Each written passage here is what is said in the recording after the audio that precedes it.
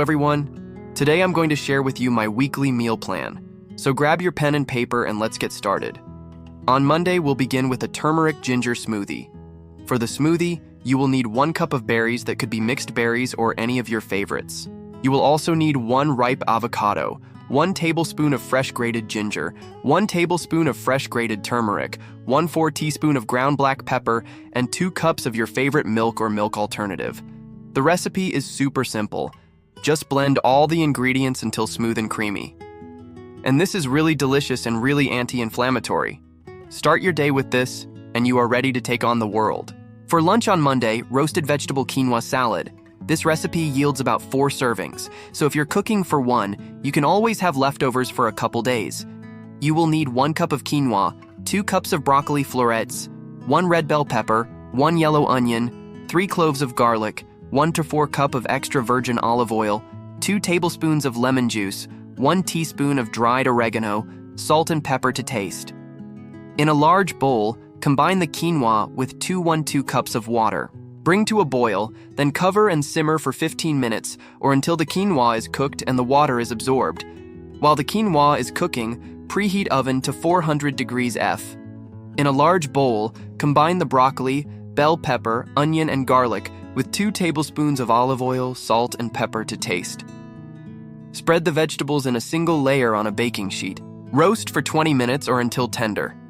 Add the cooked quinoa to the bowl with the roasted vegetables along with the remaining olive oil, lemon juice, and oregano. Gently toss to coat. And again, this is delicious, and it will keep you full and satisfied. And on Monday, we're going to finish the day with baked salmon with roasted Brussels sprouts. This recipe also yields about 4 servings. So again, great for meal prepping. You will need 1 pound of salmon fillet, 1 pound of Brussels sprouts, 1 tablespoon of extra virgin olive oil, 1 tablespoon of lemon juice, 1/4 teaspoon of dried thyme, salt and pepper to taste. Preheat oven to 400 degrees F. Rinse and trim the Brussels sprouts, then cut them in half. Place the Brussels sprouts in a bowl and toss with olive oil, lemon juice, thyme, salt, and pepper. Spread the Brussels sprouts in a single layer on a baking sheet. Bake for 20 minutes or until tender. While the Brussels sprouts are baking, place the salmon fillet on a piece of aluminum foil. Season with salt and pepper to taste. Bake the salmon for 12 to 15 minutes or until it's cooked through. Serve the baked salmon over the roasted Brussels sprouts. Now on Tuesday, we're going to have leftover roasted vegetable quinoa salad from Monday. For dinner, we're going to have baked salmon with roasted Brussels sprouts. Again, this is so delicious. You don't want to miss this. On Wednesday, we'll start the day with a delicious breakfast.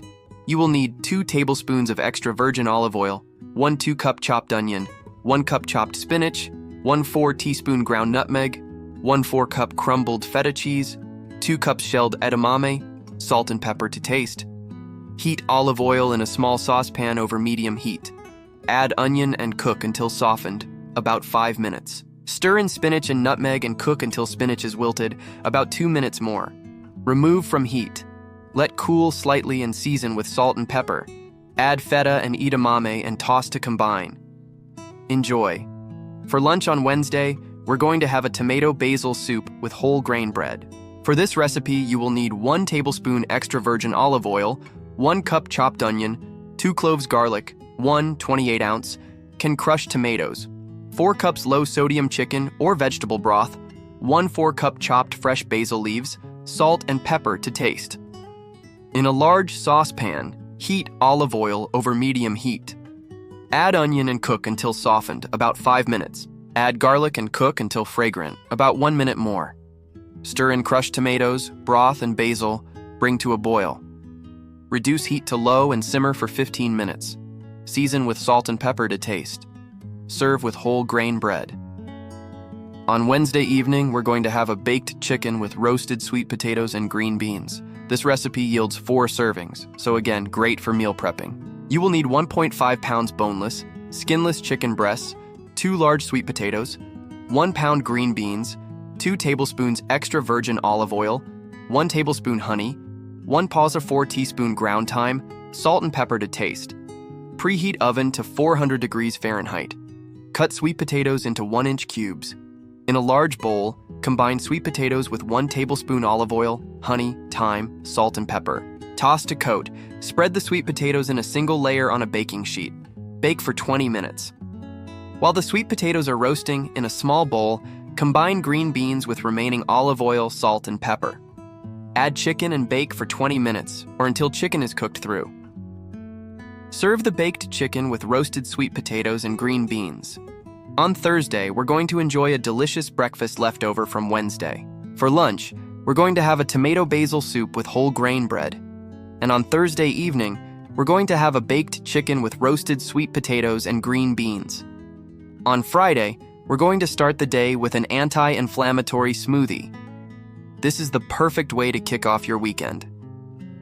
You will need 1 ripe avocado, 1 cup of berries that could be mixed berries or any of your favorites, 1 tablespoon of fresh grated ginger, 1 tablespoon of fresh grated turmeric, 1/4 teaspoon of ground black pepper, and 2 cups of your favorite milk or milk alternative.